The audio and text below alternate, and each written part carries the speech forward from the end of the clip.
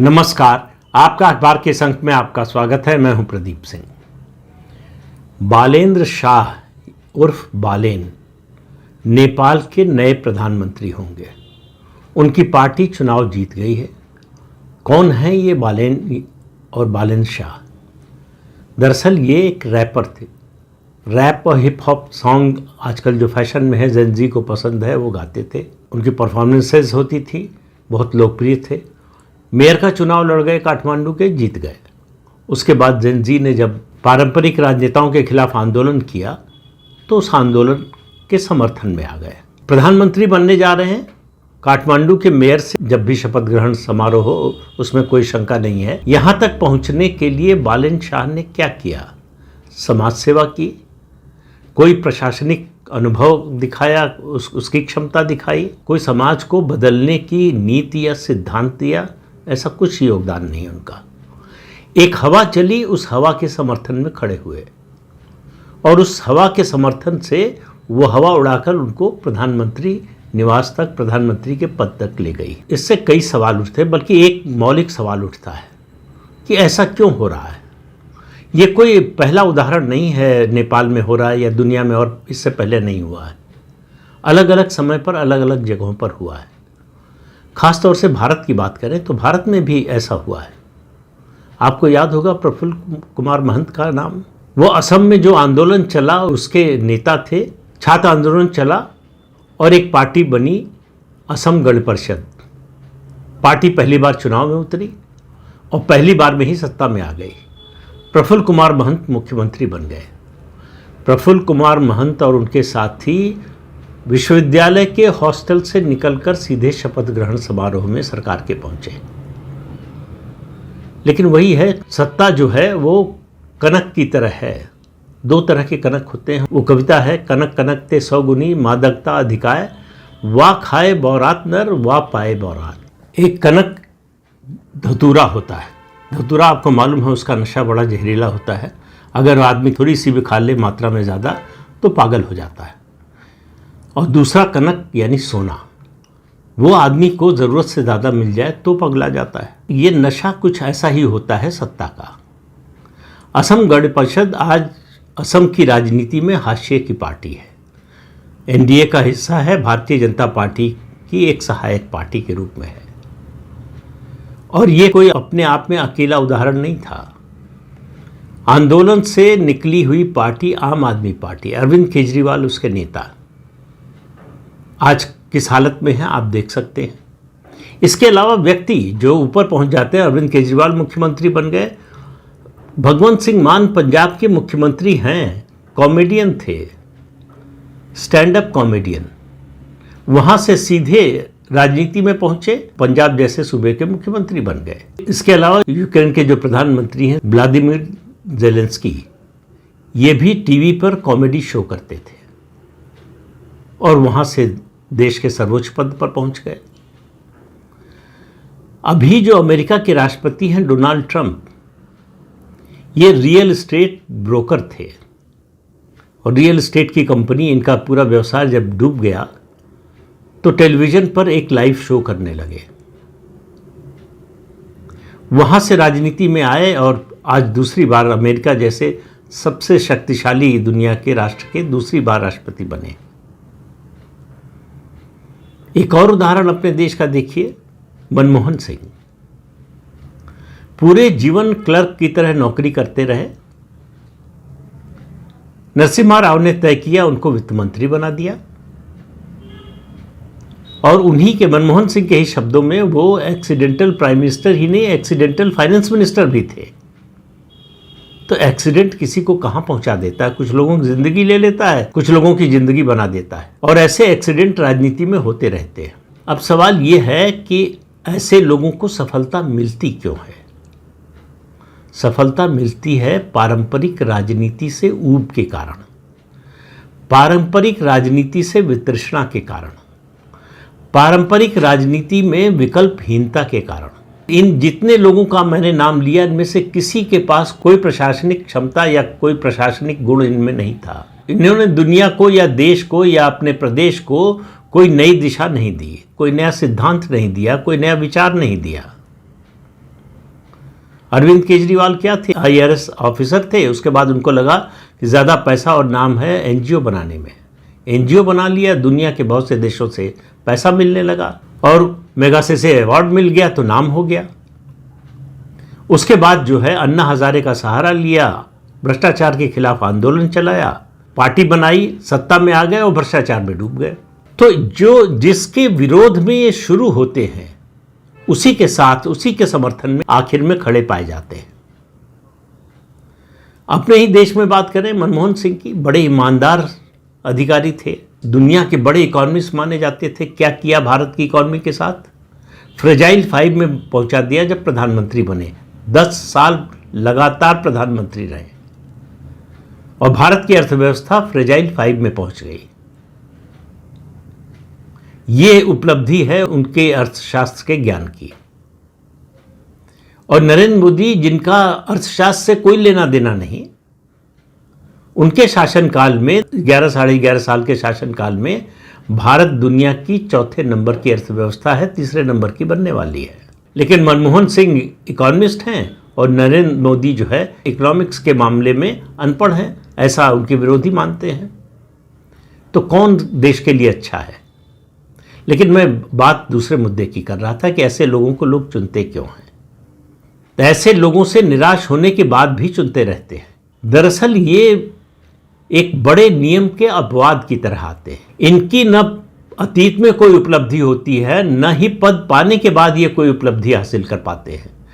अरविंद केजरीवाल की एक उपलब्धि बताइए आप, मनमोहन सिंह की एक उपलब्धि बताइए, उनको बड़ा ईमानदार माना जाता। अर्थशास्त्री की बात तो मैंने बताई, अभी छोड़ दीजिए। अर्थशास्त्र का या अर्थव्यवस्था का कैसा कबाड़ा उन्होंने किया जो इस देश में कोई नहीं कर पाया। इस देश की इकोनॉमी को जिस तरह से मनमोहन सिंह ने डुबोया, और ये जो 91-92 का आर्थिक उदारीकरण का दौर है, उसका श्रेय मनमोहन सिंह को नहीं, PV नरसिम्हा राव को है। मनमोहन सिंह को जब सत्ता मिली तो उन्होंने क्या किया? झारखंड मुक्ति मोर्चा कांड जो है, PV नरसिम्हा राव प्रधानमंत्री थे, मनमोहन सिंह वित्त मंत्री थे, उनकी जानकारी में हुआ। अमेरिका से न्यूक्लियर डील पर जब लेफ्ट पार्टीज ने समर्थन विड्रॉ कर लिया, तब अपनी सरकार बनाने के लिए सांसदों की खरीद फरोख्त मनमोहन सिंह के नेतृत्व में हुई। ईमानदार प्रधानमंत्री, सांसद खरीदकर सरकार बचाई। ये भारत के संसदीय इतिहास में सिर्फ 2 बार हुआ है और दोनों बार कांग्रेस ने किया है, और दोनों में इत्तेफाक से मनमोहन सिंह की कोई न कोई भूमिका रही। पहली बार वित्त मंत्री के रूप में, दूसरी बार प्रधानमंत्री के रूप में। इतने ईमानदार प्रधानमंत्री के राज में सबसे ज्यादा घोटाले हुए, इतने घोटाले हुए कि उनकी संख्या गिनना और उसके बारे में इमेजिन करना कि ये कितना रुपया होता है, लगभग असंभव जैसा है। लेकिन एक टिप्पणी जो प्रधानमंत्री नरेंद्र मोदी ने राज्यसभा में की थी, जिस पर बड़ा हंगामा मचा था, मेरा मानना है कि बिल्कुल सही थी, कि मनमोहन सिंह को रेनकोट पहनकर नहाना आता है। इतने घोटाले, सांसदों की खरीद फरोख्त से सरकार बचाना, भारत की सार्वभौमिकता को एक तरह से गिरवी रख देना। शर्मल शेख को याद कीजिए, भारत पर जो आतंकी हमले हुए, मनमोहन सिंह के 10 साल के राज में सबसे ज्यादा आतंकी हमले भारत पर हुए, लेकिन मनमोहन सिंह बड़े सफल प्रधानमंत्री। अब ये नैरेटिव बनाया जाता है, जो लोग उनको ले आए उनके लिए जरूरी था कि इस तरह का नैरेटिव बनाएं, जिससे इन घोटालों की, इन नाकामियों की आंच उन तक न पहुंचे। और मनमोहन सिंह तो एक्सपर्ट थे रेनकोट पहनकर नहाने में। अब आप देखिए, नैतिकता के स्तर पर भी देखिए, तो राज्यसभा में वो अकेले प्रधानमंत्री हैं इस देश के जो कभी लोकसभा का सदस्य नहीं रहे। राज्यसभा में पहुंचने के लिए झूठा एफिडेविट दिया। जब वो पहली बार बने राज्यसभा के सदस्य, तब तक देश में नियम था कि आपके लिए उस राज्य का निवासी होना अनिवार्य है, तभी उस राज्य से राज्यसभा में जा सकते हैं। मनमोहन सिंह कहां से गए राज्यसभा में? पंजाब से नहीं गए, दिल्ली से नहीं गए, असम से गए। एफिडेविट दिया कि वो गुवाहाटी के फला मोहल्ले के फला मकान के आमतौर पर निवासी हैं। मुझे नहीं लगता जितने साल वो राज्यसभा में रहे उतनी बार भी उस इलाके में गए होंगे। फिर जब आलोचना बहुत ज्यादा होने लगी तो कांग्रेस की सरकार ने नियम बदल दिया। नियम बदल दिया कि जो है उस राज्यसभा में जाने के लिए उस प्रदेश का निवासी होना आवश्यक नहीं है, जबकि राज्यसभा हाउस ऑफ स्टेट्स है, वहां राज्यों का प्रतिनिधित्व होता है। उस संवैधानिक व्यवस्था को ही कांग्रेस पार्टी ने खत्म कर दिया। लेकिन मनमोहन सिंह की नैतिकता नहीं जागी। अरविंद केजरीवाल का हाल देख लीजिए आप। 10 साल दिल्ली में सत्ता में रहे, क्या क्या किया उन्होंने। कौन सा ऐसा घोटाला है जिसमें उनका नाम नहीं आया। अभी उनको एक निचली अदालत से जो है राहत मिली है, उनको और उनके साथियों को। वो कितने दिन बरकरार रहेगी मालूम नहीं है, इसलिए उस अदालत के उस फैसले पर कोई टिप्पणी नहीं करूंगा। लेकिन पब्लिक सब जानती है, अदालत क्या फैसला देती है वो एक अलग मामला है।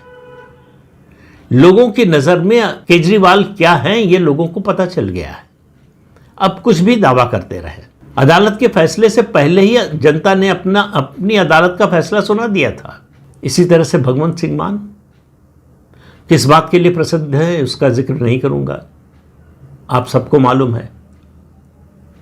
वो पंजाब जैसे सूबे के मुख्यमंत्री हैं। ये चीज़ें ऐसी हैं, ये घटनाएं ऐसी हैं जो जनतंत्र की मजबूती को खोखला करती हैं। लेकिन ऐसे लोगों को मौका मिलता रहेगा या मिलता है इसलिए कि जो पारंपरिक राजनेता हैं उनसे लोग इतना ज़्यादा ऊब जाते हैं कि जो भी उनको सामने नज़र आता है उनकी नज़र में चढ़ जाए किसी वजह से। वो राजनीतिक कारण नहीं होते, प्रशासनिक कारण नहीं होते, वो राष्ट्र सेवा का कारण नहीं होता, उनको सत्ता सौंपने को तैयार हो जाती है। तो बालेन शाह नेपाल के प्रधानमंत्री बनने जा रहे हैं।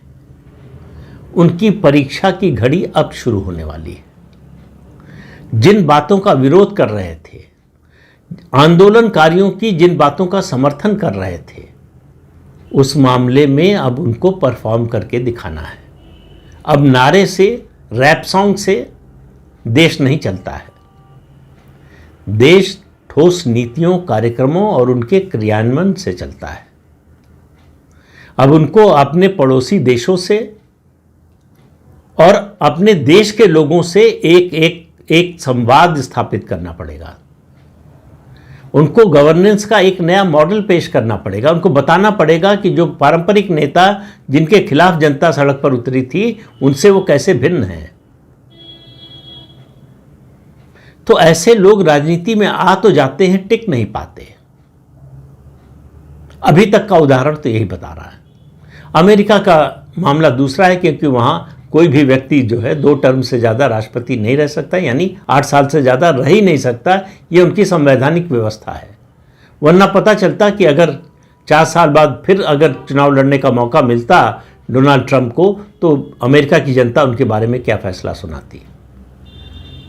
केजरीवाल के बारे में फैसला सुना दिया, मनमोहन सिंह के बारे में फैसला सुना दिया, प्रफुल्ल कुमार महंत के बारे में फैसला सुना दिया, और 27 का इंतज़ार कीजिए, ज़्यादा दिन नहीं है, मार्च 2027 में भगवंत सिंह मान के बारे में पंजाब की जनता फैसला सुनाने वाली है। तो सत्ता के शीर्ष पर ऐसे लोगों के आने का मतलब है ये पारंपरिक नेताओं और पार्टियों को चेतावनी है कि जनता को टेकन फॉर ग्रांटेड मत लीजिए।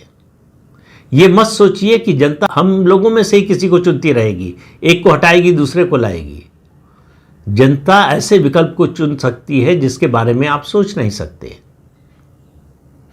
और जनता इस तरह के प्रयोग करती रहती है जनतंत्र में। बहुत से देशों में, अपने देश में तो बहुत ज़्यादा प्रयोग हुए हैं। लेकिन इस तरह के लोग, इस तरह के तत्व जब मुख्य धारा में आते हैं, हाशिए से निकलकर एकदम से मुख्य धारा में, और मुख्य धारा में भी शीर्ष पर पहुंच जाते हैं, तो सत्ता उनसे संभलती नहीं है। क्योंकि सत्ता को संभालने के लिए वो आए नहीं है। सत्ता को संभालने का कोई न तो अनुभव है और न उनमें वो इच्छा शक्ति है। वो परिवर्तन के लिए नहीं आए हैं, वो अपने उत्थान के लिए आए हैं।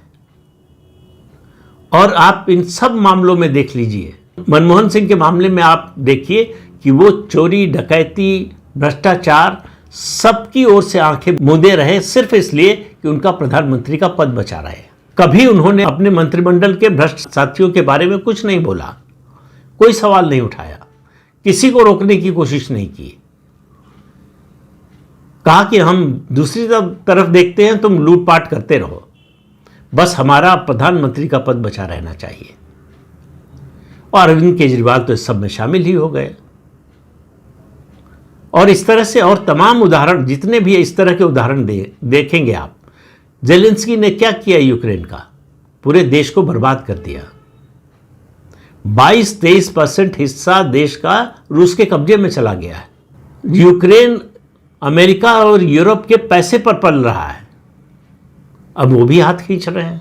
तो जहां पहुंचा दिया है यूक्रेन को जेलेंस्की ने, आप कह सकते हैं कि रूस ने गलत किया, आक्रमण किया, अनैतिक था, सब कुछ आप आरोप लगा सकते हैं रूस पर। लेकिन सवाल यह है कि जेलेंस्की ने क्या किया? जब समझौते का मौका था, कितने लाख लोग मारे जा चुके हैं यूक्रेन के, इसकी जवाबदेही किसकी होगी? मनमोहन सिंह के 10 साल के राज में जो घोटाले हुए इस देश में, उसकी वजह से इस देश की अर्थव्यवस्था इतना पीछे चली गई, उसकी जवाबदेही किसकी होगी? अरविंद केजरीवाल ने दिल्ली का जो सत्यानाश किया और राजनीति को जिस तरह से बिगाड़ा, उसकी जवाबदेही किसकी होगी? ये ऐसे सवाल हैं जिनका जवाब जनता को भी सोचना चाहिए कि ऐसे लोगों के हाथ में सत्ता देने का मतलब है बंदर के हाथ में उस तरह देना। तो बंदर उसके बाद क्या करेगा आपको मालूम है? वही इन लोगों ने किया। तो इस अंक में इतना ही। अगले अंक में फिर मिलेंगे किसी नए मुद्दे के साथ। तब तक के लिए अनुमति दीजिए। आपसे अनुरोध है कि ये चैनल देखिए, शेयर कीजिए, लाइक कीजिए और सब्सक्राइब जरूर कीजिए। नमस्कार।